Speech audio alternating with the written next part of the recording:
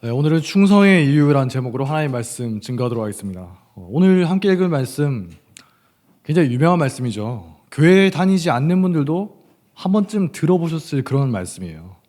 오른손이 하는 것을 왼손이 모르게 하라. 성탄절 가까이 오면 구제 같은 거 할 때 자주 방송에 나오지 않습니까? 겸손함을 강조하려고 자주 나오는 말이에요. 근데 제일 중요한 게 뭐냐? 처음 나오는 말씀이죠.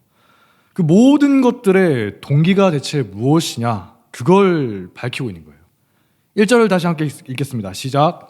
사람에게 보이려고 그들 앞에서 너희를 행하지 않도록 주의하라. 그리하지 아니하면 하늘에 계신 너희 아버지께 상을 받지 못하느니라. 무슨 말이죠? 동기가 중요하다는 거예요. 우리가 무슨 일을 할 때 겉으로 보이는 것보다 실제 속마음, 동기가 무엇이냐? 그게 무엇보다 중요하다는 겁니다. 사람은 얼마든지 속일 수가 있죠. 속일 수 있어요. 근데 마음 중심을 보시는 하나님은 속일 수가 없죠. 우리도 어떻습니까? 살다 보면 누군가 나한테 그렇다 말을 해요. 아첨하는 말을 할 수도 있고 나에게 잘 대해주는 것처럼 보이지만 실제 그 마음 속에 있는 그 사람의 동기가 불순하다. 그걸 제가 알게 되면 어떻죠? 그 사람이 그다음부터 나에게 하는 모든 말과 행동이 순수하게 보이지가 않는 겁니다. 도대체 나한테 무슨 속셈을 가지고 이러는 걸까? 의구심이 생기겠죠. 교회에서도 어때요? 많은 사람들이 많은 말을 하고 많은 일을 하죠. 우리 교회도 많은 일을 하지 않습니까? 겉으로 보면 다들 열심히 해요. 근데 중요한 게 뭐라고요? 내면에 갖고 있던 생각, 그 동기가 대체 그 일을 하는 이유가 무엇이냐? 대체 당신은 왜 그런 일을 하고 그런 말을 하고 계신 것입니까? 묻는 게 필요하다는 거예요. 질문을 던져봐야 한다는 거죠. 안타깝게도 많은 사람들이 특별히 교회에서 솔직하지 못한 걸 우리가 발견하게 됩니다. 실제 속마음은 다른데 겉으로는 그럴듯하게 포장을 한다는 거예요. 심지어 나중에 되면 어떻죠? 자기 자신조차도 속이는 분들이 있어요. 자꾸만 자기 속에 있는 것과 다른 말을 하다 보니까 나중엔 자기 스스로도 속아버리는 겁니다. 진짜 나가 그렇게 생각하는 거야 하면서 착각을 하는 거예요. 사실은 아닌데. 그렇게 괴물이 되어버리기 전에 여러분 스스로 자기 자신에게 속아버리기 전에 마음을 점검하는 게 정말 중요하다는 겁니다. 내가 지금 이 일을 왜 하고 있어야 되는 거지? 내가 지금 여기 왜 와 있는 걸까? 하나님 앞에 서 있는 한 명의 독단자로서 자기 스스로에게 끊임없이 물어보시라는 겁니다. 저도 목사고 기독교인이잖아요. 저 스스로도 물을 때가 있어요. 여러분들 모르시겠지만 이따금 물을 때가 있습니다. 왜 그런가? 제가 신대원에 다닐 때 교수님들이 심심하면 학생들에게 묻는 겁니다. 수업하다가. 여러분들은 왜 하필 신학 공부를 하십니까? 여러분들은 왜 이 길을 계속 가십니까? 1학년 때 물었으니까 2학년 때, 3학년 때 졸업할 때도 계속 묻는 거예요. 왜 아직까지 그만두지 않고 이 길을 계속 걸어가세요?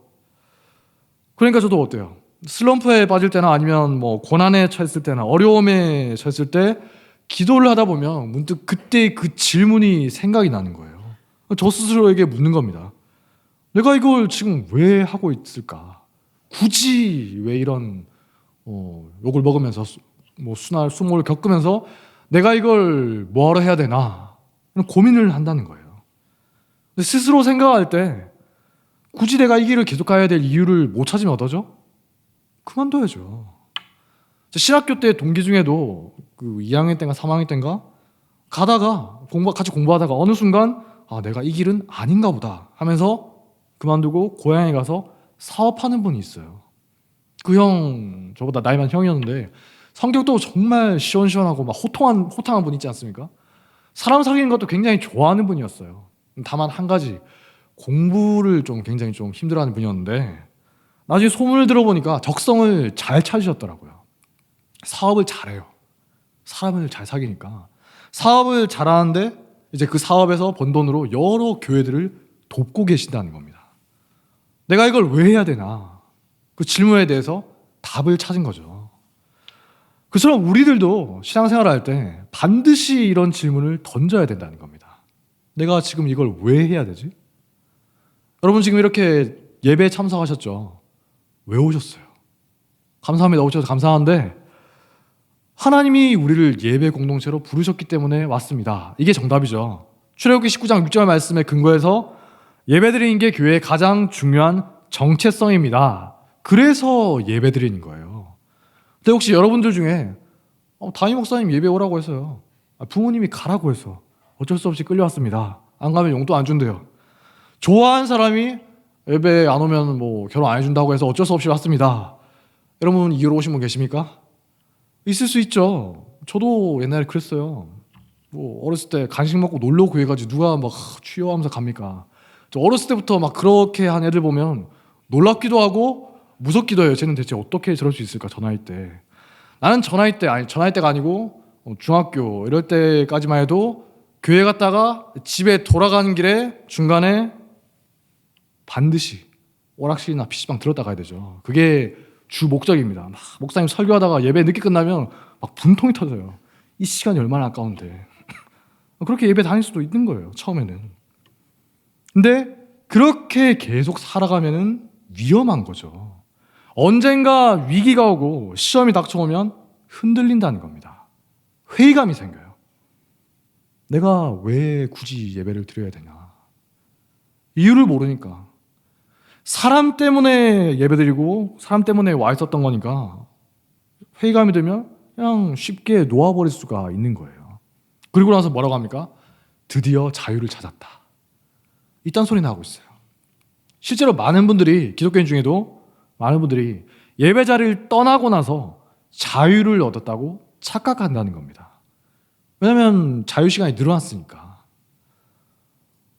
왜 예배를 드려야 하나? 이유를 모르고 살았으니까. 말씀에 근거한 성찰이 없었다는 거예요. 동기가 불순하니까 위기가 닥쳐왔을 때 무너져버리고 그냥 그만둬 버린다는 거예요. 철저하게 신앙적으로 무너져 있는데도 자기가 지금 어떤 상태인지도 모르고 나 이제 자유해. 예배에 얽매이지 않고 자유롭게 살 수 있어. 이렇게 좋아하고 큰 소리 치고 있다는 거예요. 정말 한심하고 불쌍한 인생인 거죠.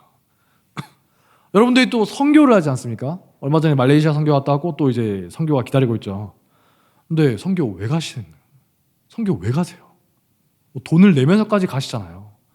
대체 왜? 시간과 돈을 내면서 선교 가는 이유가 뭡니까? 예배 시간에 역시 또 목사님이 가라고 하니까 그래서 가는 겁니까? 아니면 친한 분들이 가자고 해서 가요? 가면 재밌으니까? 그렇게 갈 수는 있지만 저도 그랬으니까 계속 그렇게 가다 보면 어떻게 되죠?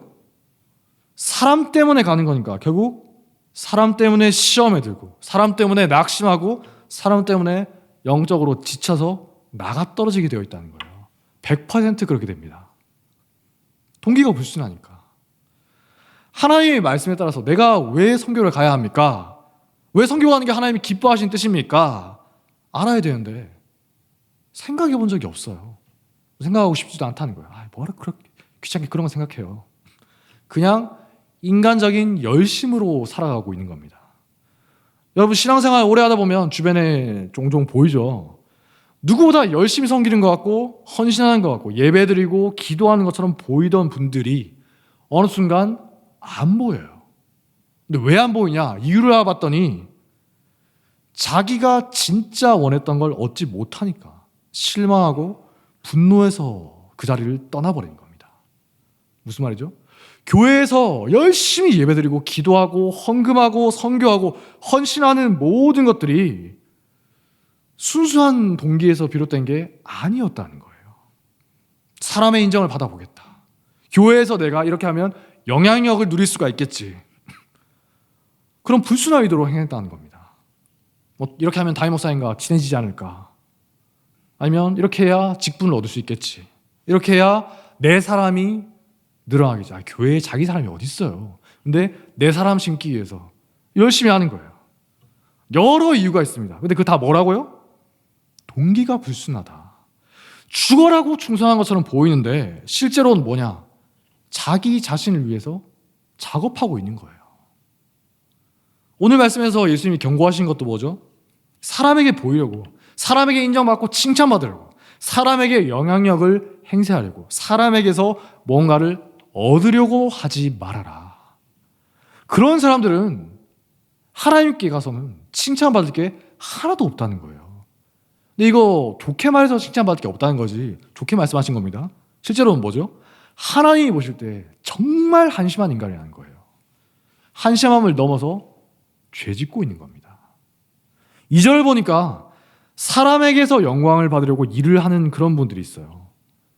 열심히 뭔가를 하는데 도대체 그 목적이 뭐냐? 동기가 뭐냐는 겁니다. 다 자신을 위한 거예요. 겉으로 볼 때 아닌 것처럼 하는데 알고 보면 자신을 위한 겁니다. 그러니까 결국에 어때요? 자기 자신을 자랑하고 자신을 내세우고 인정받지 못하거나 목적을 이루지 못하면 뭐 이런 교회가 다 있냐? 분노하고 실망하고 떠나버리는 거예요. 셀 수 없이 많이 반복된 뻔한 이야기고 뻔한 인생이라는 겁니다. 물론 교회에서 사람이 어때요? 상처받고 떠날 수는 있죠. 그런 분들은 정죄하지 마시고 위로해주고 또 찾아가서 격려해줘야 됩니다. 근데 그런 게 아니라 불순한 목적을 가지고 신앙생활 하다가 교회 다니다가 그게 이루어지지 않는다. 그래가지고 뭐 팽개치고 떠나버린다. 정말 한심하지 않습니까? 여러분이 교회 다니고 있는 이유가 뭐예요? 여기 교회 오래 다니신 분도 많은데 교회 다니는 이유가 뭡니까? 한번 생각해 보세요. 예배드리고 기도하고 헌신하고 있는데 그렇게 하는 궁극적인 이유가 뭐냐는 거예요. 제가 저번 설교 때 말씀드렸죠. 하나님과의 관계 때문에 이루어져야 한다고. 하나님이 날 사랑하시지 않습니까? 여러분을 사랑하시죠. 그 사랑을 이제 내가 깊이 깨닫게 된 후에 이제는 내가 하나님을 위해서 자발적으로 하겠습니다. 이게 바람직한 신자의 자세라는 거예요. 돌아온 탕자의 비유 아시죠? 예수님께서 말씀하신 탕자 비유가 있습니다. 근데 거기서 탕자가 돌아왔을 때 어떤 심정이었겠어요? 유대인들이 혐오하던 동물이 있죠. 돼지입니다. 근데 돼지가 먹는 쥐엄열매도 못 먹을 정도로 돼지보다 못한 존재가 됐어요. 아버지를 떠나서 이제 내 마음대로 살아보겠다. 그럼 행복하겠지. 행복한 게 아니라 비참한 존재가 된 겁니다. 그래서 아버지 집에 가면 먹을 건 먹을 수 있겠다. 근데 내가 차마 아들이라고 부를 수가 없겠구나. 가서 주인님, 그냥 저를 종으로 써주십시오. 이렇게 마음 먹고 돌아가요. 근데 멀리서부터 아버지가 뛰어와서 어떻게 하죠? 목을 끌어안고 입을 맞추면서 잔치를 열면서 동네방네 선포하는 겁니다. 내 아들이 돌아왔다. 내 아들이야. 아들이 생각할 때 어떻게 했어요? 자기가 자기에 대해서 생각해도 아무런 자격이 없어요. 당시 문화권에서 봤을 때 이 둘째 아들이 탕자가 페류나인 겁니다. 미리 유산 달라고 하는 거 뭐라고 했죠? 아버지, 제 앞에서 당신 죽은 자처럼 존재하십시오. 이런 의미라는 거예요. 예수님의 그 탕자 비유를 들을 때 유대인들이 치를 떨었을 겁니다. 어떻게 그런 놈이 다 있냐? 그런 페류나가 다 있냐? 그랬는데 예수님 이야기 계속 듣다 보니까 나중에 더 기가 막히는 거죠. 아니 어떻게 그런 놈을 용서하고 다시 아들로 맞아들일 수가 있습니까? 탕자가 생각해도 이해가 되질 않는 거예요. 그저 아버지 보기만 해도 어때요? 정말 죄스럽고 미안하고 감격스럽고 막 잔치 자리에서 다들 기뻐하고 아버지 기뻐하는데 아들 어땠을까요? 눈물만 펑펑 나오는 거예요. 이제 성경에는 거기까지 있지만 그 후에 탕자가 어떻게 살았겠습니까? 내가 뭐 이 집 아버지 아들인데 이렇게 자랑하면서 살았겠어요? 아니죠. 철저하게 아버지를 자랑하는 아들로 살아가는 겁니다. 아버지 생각만 해도 감격스럽고 마음이 따뜻해지고 아버지가 혹시 나에게 시키는 일 있으면 뭐 집안 사람들 안 하고 있어도 제가 할게요. 내가 먼저 누구보다 앞장서서 자발적으로 하고 기쁘게 하고 어딜 가도 내 아버지를 자랑하면서 아버지께서 이런 분이십니다. 자랑하면서 이렇게 살아가는 거예요. 여기 어디에 자기 자신을 위한 이기심이라거나 불순한 목적이 끼어들 여지가 있겠냐는 거예요. 자랑을 하더라도 철저하게 자기 아버지를 자랑한다는 겁니다. 요한일서 2장 15절부터 보면 유명한 말씀이 나오죠. 이 세상이나 세상에 있는 것들을 사랑하지 말라. 누구든지 세상을 사랑하면 아버지의 사랑이 그 안에 있지 아니하니 이는 세상에 있는 모든 것이 육신의 정욕과 안목의 정욕과 이생의 자랑이니 다 아버지께로부터 온 것이 아니요 세상으로부터 온 것이니라. 이 세상도 그 정욕도 지나가되 오직 하나님의 뜻을 행하는 자는 영원히 거하느니라. 우리들 안에 아버지의 사랑, 하나님의 사랑이 어떤 것이냐, 그걸 아는 마음이 있다면 나를 내세우거나 자랑할 생각이 들지가 않는다는 거예요. 하나님께서 이 죽을 죄인을 용서하시고 품어주시고, 진짜 또 이렇게 죄를 짓는데도 또 오래 참아주시고, 그리고 그냥 용서만 하고 참아주신 것만 그런 게 아니라 교회에서 이렇게 사역자로, 또 여러분도 교회에서 헌신하도록 써주시고, 하나님 은혜가 그게 대체 얼마나 큰 것이냐. 뭔지 아는 사람은 자랑을 하더라도 어때요? 하나님을 자랑한다는 거예요. 그 사랑과 은혜에 감사하고 감격해가지고 충성스럽게 살아간다는 거죠. 무슨 불순한 의도로 살아가겠냐는 겁니다.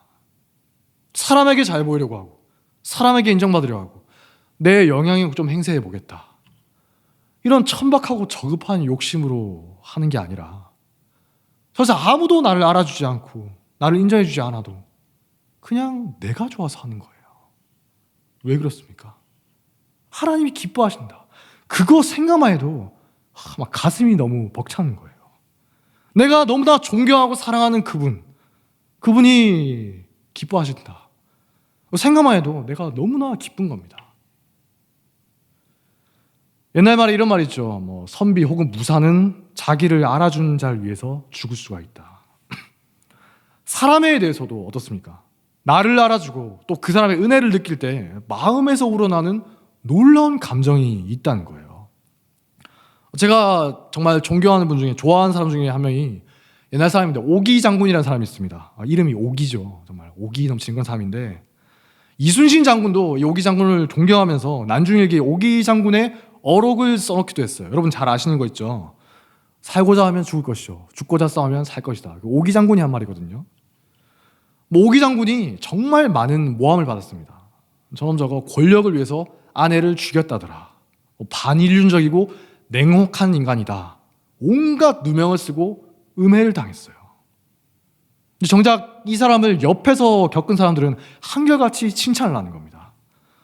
그 사람은 명예를 아는 사람이고 재물 욕심이 없고 윗사람에게 바른 소리를 할 줄 알고 아래 사람들을 아낄 줄 아는 훌륭한 장군이다. 심지어 목숨을 걸고 싸웠던 적에게도 칭찬을 받아요. 거의 성인처럼 존경을 하는 겁니다. 적들이 오기를 생각하면서 정말 대단한 사람이다, 존경을 하는 거예요. 이 사람이 하층민 출신이거든요. 귀족 출신이 아닙니다. 그래서 일반적인 병사들의 마음을 누구보다 잘 아는 거예요.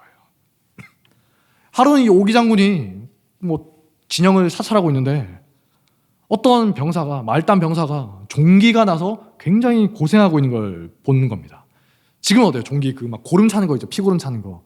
지금은 그냥 의사한테 가면 째고 소독하고 항생제 놔주면 말끔하게 나아요. 옛날에는 어때요? 소독 개념도 없고 항생제도 없죠. 종기 때문에 죽는 사람이 굉장히 많았다는 거예요. 조선시대의 기록을 봐도 왕들이 종기 때문에 고생한 사람이 정말 많았다고 합니다. 여러 명이 죽었어요. 27명의 왕 중에서 무려 12명이나 종기 때문에 죽을 고생을 했다는 거예요. 항생제가 없으니까 유일한 치료법이 뭐죠?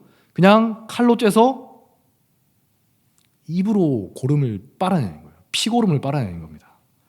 그 더러운 거 누가 하겠어요? 부모님 정도는 돼야지 그냥 자식을 위해서 눈 딱 감고 그냥 막 빨아내고 이렇게 하는 거지, 의원도 하기가 힘들어요. 저한테 하는 거 하지 마세요. 거부하는 겁니다. 근데 오기 장군이 걸어가다가 그 병사가 종기로 막 고생하고 있는데 아무도 도와주지 않는 거 보면서 비켜봐 하면서 자기가 칼로 째고 막 그 피고름을 입으로 빨아내서 낫게 해준 거예요. 이 사실이 막 소문이 쫙 퍼졌겠죠. 근데 그 병사의 어머니가 그걸 알고 나서 막 대성통곡을 하면서 우는 겁니다. 주변 사람들이 막 이상하게 생각하잖아요. 대체 왜 어르신 왜 우시는 겁니까? 아니 그냥 일개 많고 많은 장수도 아니고 총사령관께서, 사단장도 아니에요, 총 완전 육군 참모총장 이런 사람이 직접 종기를 빨아서 치료해줬는데 왜 우시냐는 거예요. 어머니가 말하는 겁니다. 사실은 아들의 아버지, 그러니까 내 남편도 장군님 밑에서 병사로 있었는데 뭐 유전병인지 종기로 고생을 했습니다. 근데 그걸 보고서 아무도 안 해주니까 장군님께서 고름을 빨아서 낫게 해주셨어요. 그러니까 남편이 이 은혜를 갚겠다고 앞장서서 전쟁터에서 싸우다가 죽어버렸습니다. 이제 아들의 종기도 장군이 빨아주셨으니까 이 아들놈도 은혜 갚겠다고 목숨을 돌보지 않고 싸우지 않겠냐. 난 어떻게 해야 한 말이냐. 남편도 죽고 아들도 죽지 않겠냐. 이렇게 했다는 거예요.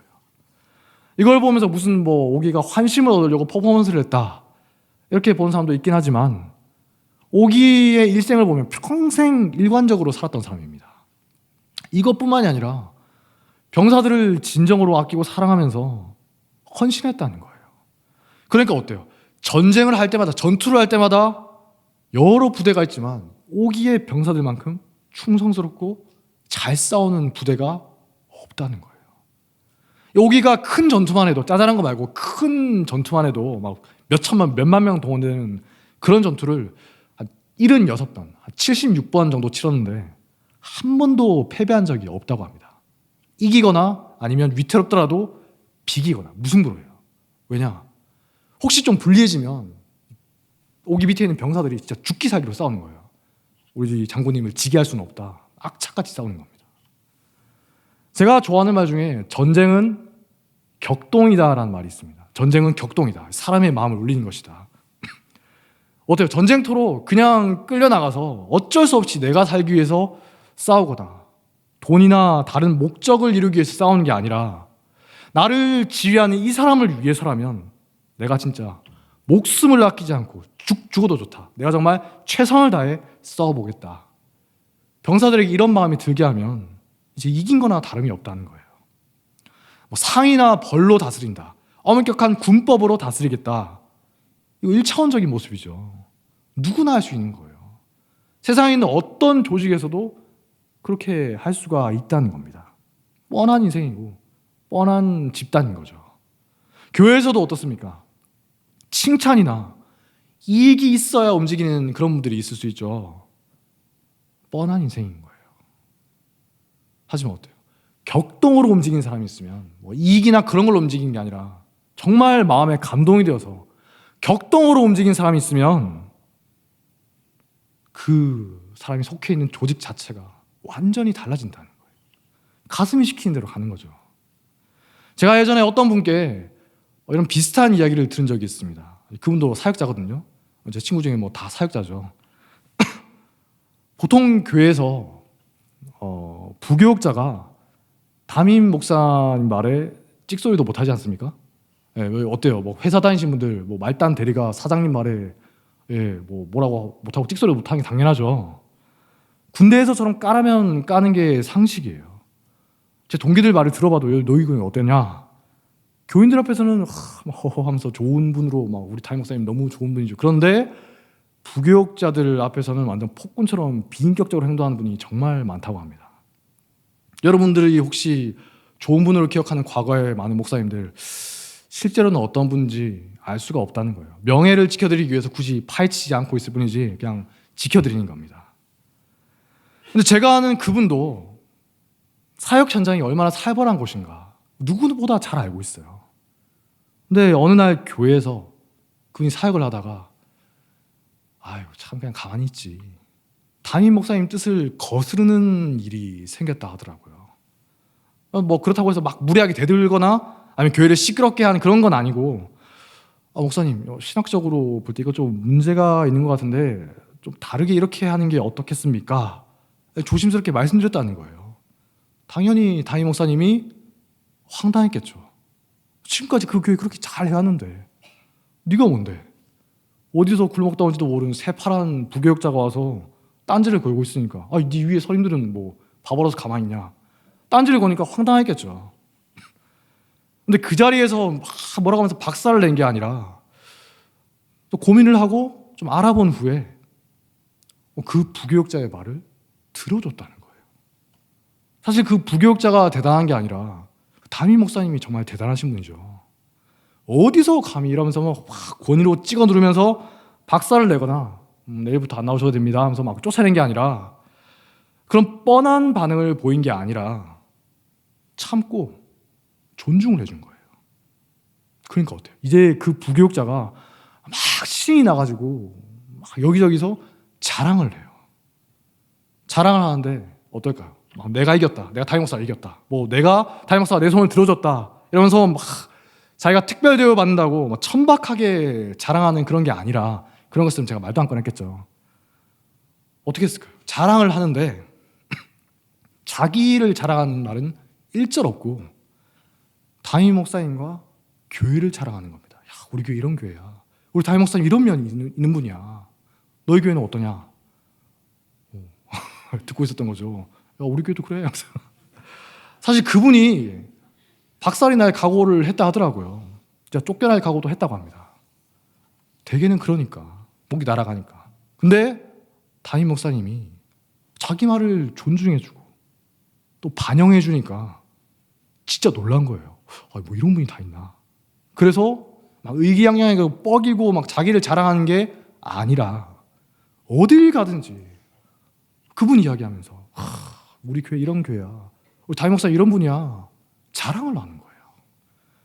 그만큼 정말 인상 깊은 에피소드였다는 겁니다. 사실 그분이 교회에 뭐 이런저런 불만이 없을 수는 없죠. 뭐 회사 가도 불만이 있잖아요. 짜잘한 불만이 있긴 했지만 그 일이 있은 후로는 어때요? 어지간한 건 그냥 막 넘어가요. 뭐 그럴 수도 있죠. 좋게 생각하는 거예요. 교회에 무슨 일이 있거나 혹은 담임 목사님이 무슨 일 시키면 예, 할게요. 너무나 즐겁게 자발적으로 하는 거예요. 막 시키면 또 왜 이래? 이게 아니고 예, 뭐 딴 거는 할 거 없어요? 이제 막 그런 거죠. 무슨 이익을 위해서 그걸 하는 것도 아니고 잘 보이려고 그런 것도 아니고 이렇게 하면 교인들이 날 인정해 줘. 이런 것도 아니고 시켰는데 안 하면 혼나니까 뭐 혼나기 싫어서 억지로 하는 것도 아니에요. 자기가 있는 교회가 너무나 자랑스럽고 사랑스럽고 담임 목사님께 감사하니까 기쁨으로 한다는 겁니다. 물론 뭐 교회에서 사람에게 충성하고 이런 거는 있을 수 없죠. 사람에게 충성하면 안 됩니다. 근데 그런 게 아니라 좋은 마음으로 자발적으로. 여러분도 어때요?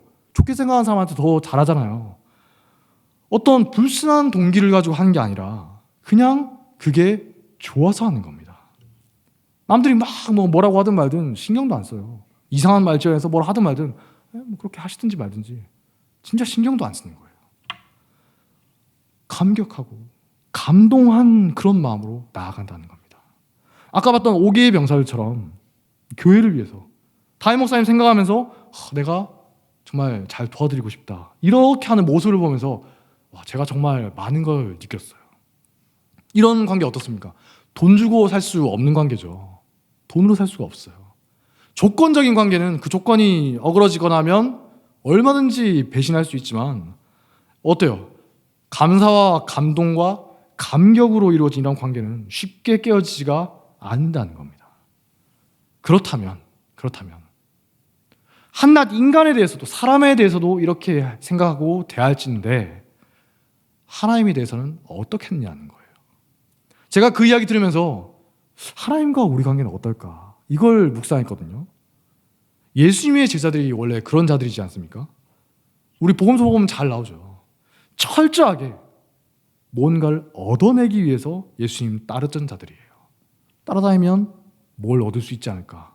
사람들의 존경을 받고 내가 높은 자리에 앉을 수 있지 않을까? 그럴듯한 언행을 하면서 살았지만 어때요?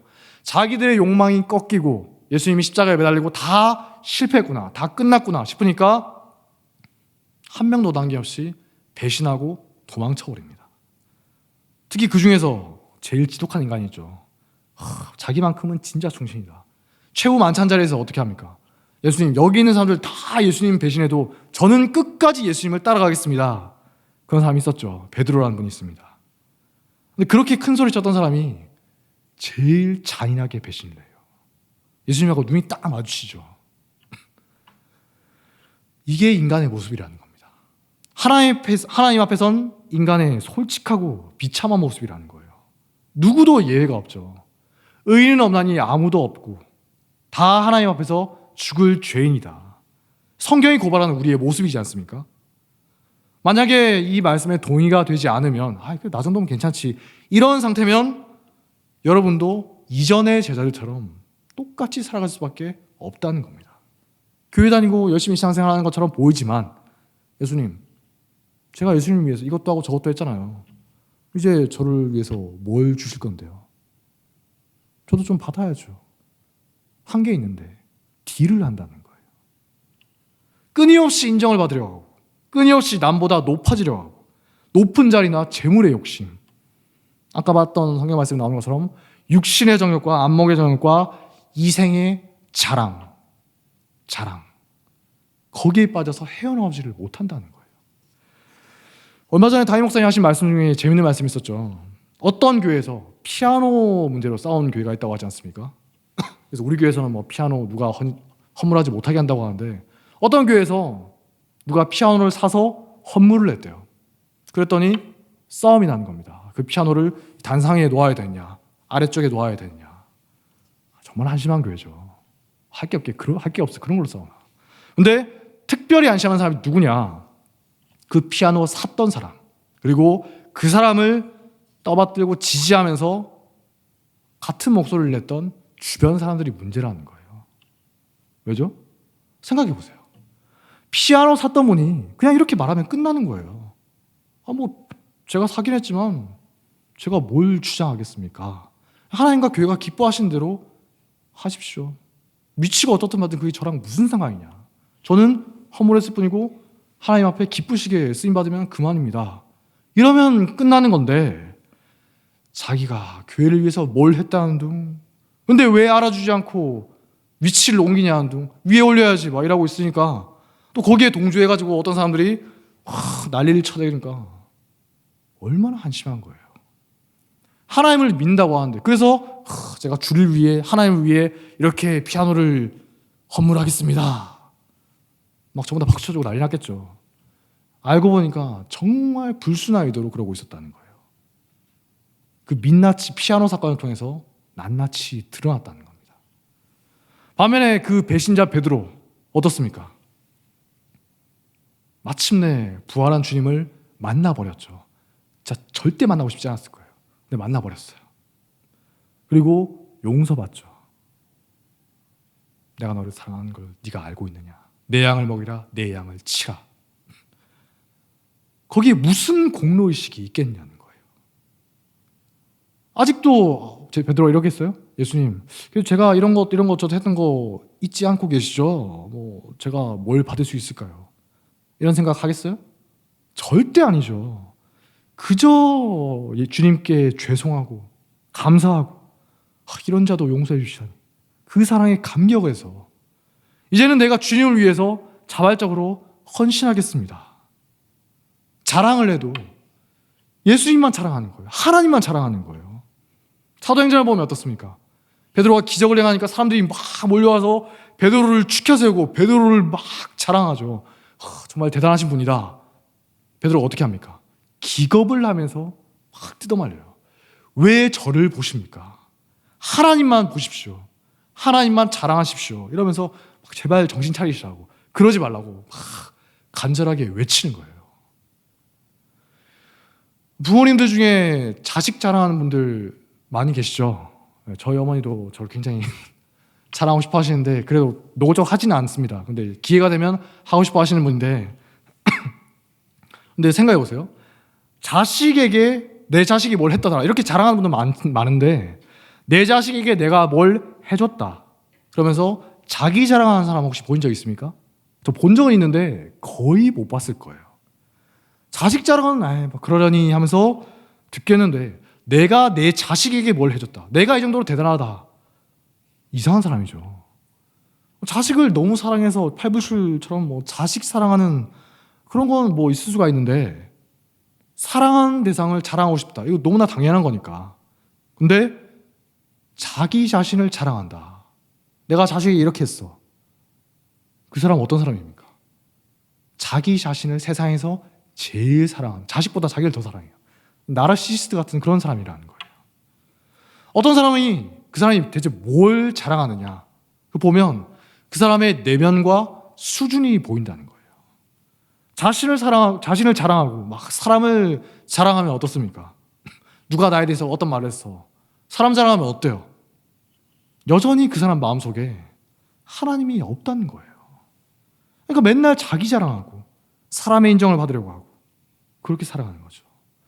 반면에 하나님을 사랑하고 하나님께 감사하면서 정말 감사합니다, 감격하는 마음이 있으면 어떨 것 같아요? 하나님만 자랑하고 남들이 혹시 나를 알아주지 않으면 슬퍼하는 게 아니라 너무나 기뻐하는 거예요. 그렇지, 하나님만 영광 받으시니까 잘 됐어. 잠깐 마음이 힘들 수는 있어도 그래도 저 사람들이 하나님만 바라보게 됐으니까 정말 잘 된 거야. 그렇게 생각한다는 거예요. 주님은 아시니까 주님 홀로 영광 받으십시오. 그런 분들이야말로 예수님의 말씀을 온전하게 기쁨으로 자발적으로 실천할 수가 있다는 겁니다. 예수님이 말씀하셨죠. 누가복음 17장 10절 말씀, 이와 같이 너희도 명령받은 것을 다 행한 후에 이르기를 우리는 무익한 종이라, 우리가 하여야 할 일, 마땅히 해야 할 일을 한 것뿐입니다. 그렇게 할지니라. 억지로 하는 게 아닙니다. 억지로 하는 분 계시면 내려놓으세요. 속마음은 전혀 아니면서 그럴듯하게 하는 것도 아니에요. 나중에 괴물됩니다. 그러지 마세요. 불순한 동기가 있는 것도 아닙니다. 그저 하나님의 사랑과 은혜에 감격해서 감사함으로 기쁨으로 자발적으로 한다는 겁니다. 사람들이 알아주든 말든 하나님이 나를 알아주시는데 사람들의 말이 나랑 무슨 상관이냐는 거예요. 마음대로 떠들라 그래요. 하나님 앞에 가서 더 칭찬받겠죠. 이런 진실된 일꾼들, 참된 신자들이 우리 교회에 더욱더 넘쳐나게 되길 주님의 이름으로 축복합니다. 자리에서 일어나겠습니다. 아까 불렀던 찬양이죠. 충만 찬양하도록 하겠습니다.